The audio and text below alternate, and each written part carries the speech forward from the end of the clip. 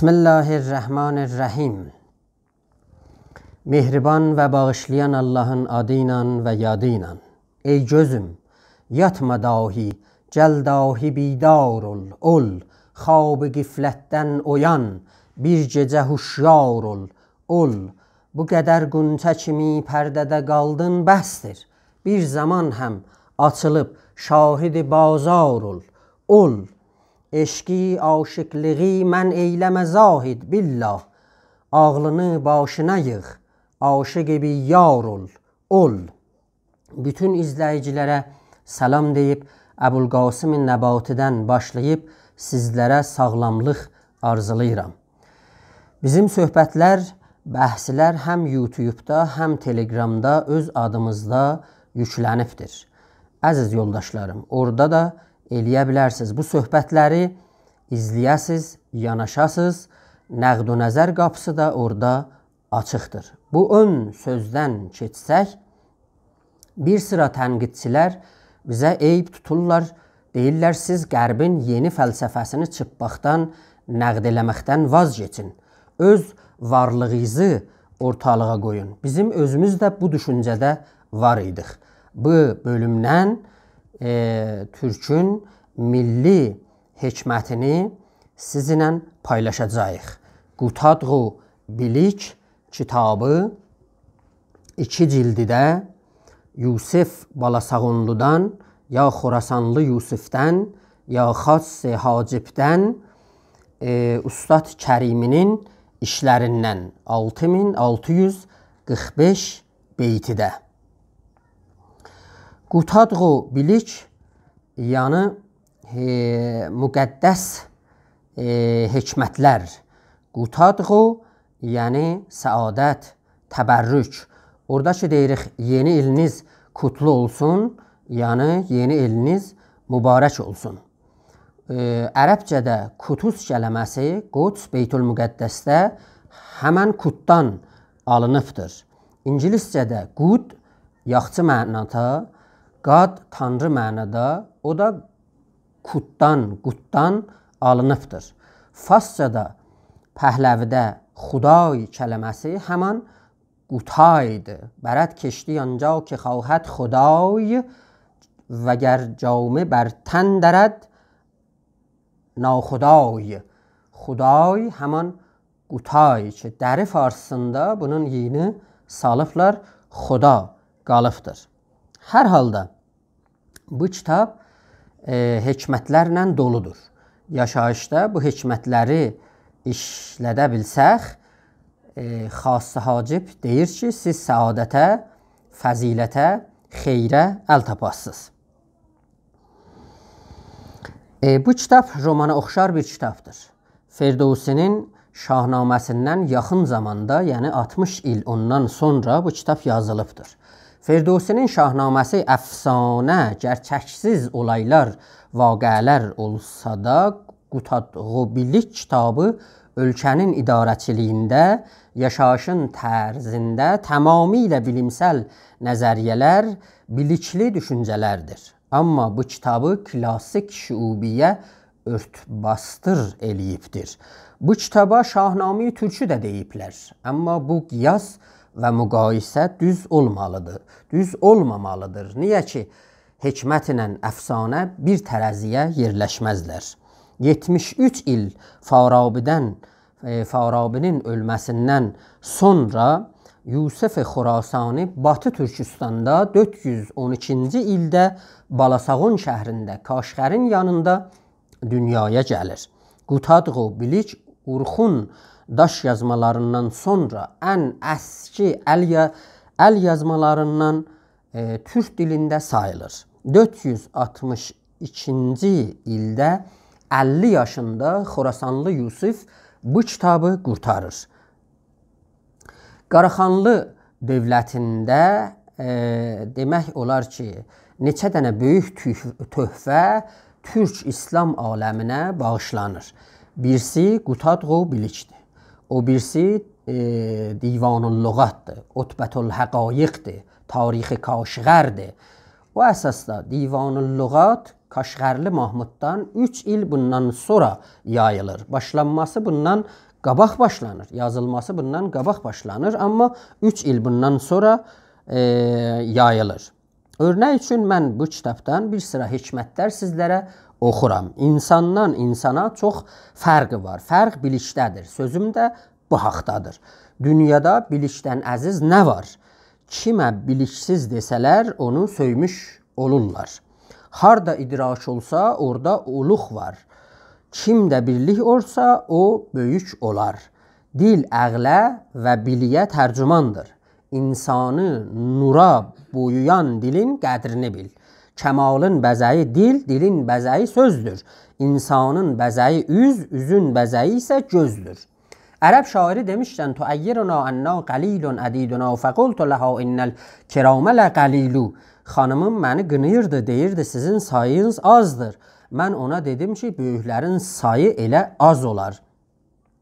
Bu yolun İslamlıq və tühlüğün bir daha da birləşməsi azı da çoxdur. Amma hikmətə girməmişdən öncə qutadğı biliki incələməkdən əvvəl sizdən ruxsat alıram, keçmiş bəhslərin üzetini ya xülasəsini özəlliklə fəlsəfə əleyhi fəlsəfənin sizlərlə sayğı ilə təqdim edəm. Biz tühlər İslamı ortaq qavramlar əsasında qəbul etdik. Bütün varlığımızı onun genişlənməsində miras kimi ortalığa qoyduq. Türk müsəlmanların İslam aləminə verdiyi 5 mirasdan danışdıq. Birisi fəlsəfə, ikinci hikmət, üçüncü erfan, dördüncü elmin metodolojisi, beşinci hökmdarlığın təcrübələri, yasaları. O əsasda birinci fəlsəfədən başladıq.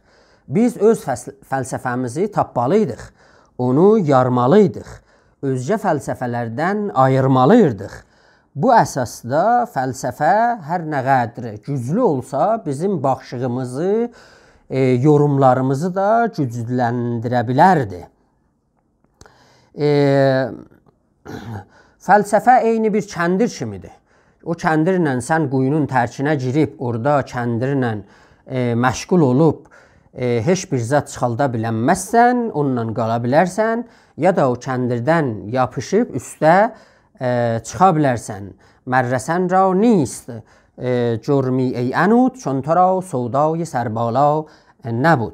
O əsasda fəlsəfənin belə bir rolu olubdur. Türk müsəlmanların milli fəlsəfəsi şuubiyyə düşüncəsindən ayrılmalıydı. Bu zirvədə Əbu Nəsr Farabi bir parlaq ulduz kimi əyləşib parlayırdı. Farabinin birinci Türk müsəlman olaraq Mədinə faziləsindən danışdıq. Keçmiş videolarda vurğuladıq. Tamamilə bu fəlsəfə insanı fəzilətə, səadətə çatdırmaq üçün danışırdı. Milləti dil əsasında yaratmaqda, şəriəti din əsasında yaratmaqda, bunların hamısını bir toplumda təavun əsasında birləşməsindən söhbət açırdı. Farabi deyirdi, millət olmasa şəriət də olanmaz. Millət yanı bir toplum ki, dil əsasında bir yerə yığışırdılar. Qədim ulu babalarımız demişkən, at olmasa yol olmaz, dil olmasa el olmaz. Mədinə faziləni Türk müsəlmanların utopiyası, Qızıl Almanın mərifəti təməlləri olaraq iki adam yaralda bilirdi. Birisi müəllimlər mənəvi yollarda, ikincisi rəis idarəçilikdə. Əlbət, Ələmul müəllimin də rəis idi. Həkim də rəis olanmazdı. Rəisin bir para sifətləri olmalıydı. O cümlədən rəis həkim olmalıydı, qoxmayan olmalıydı, törəbilən olmalıydı, zülmə qarşı çıxan olmalıydı, ədalət yayan olmalıydı, güclü xitabiyə malik olman olmalıydı.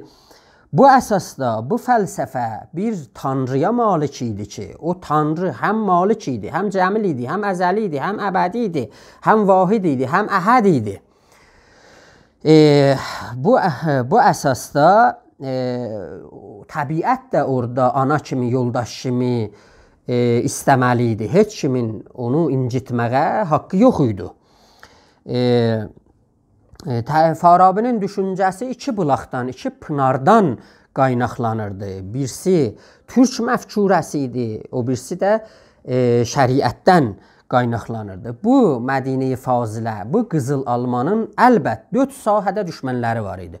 Cahilə, fasiqə, mütəbəddilə və zallə.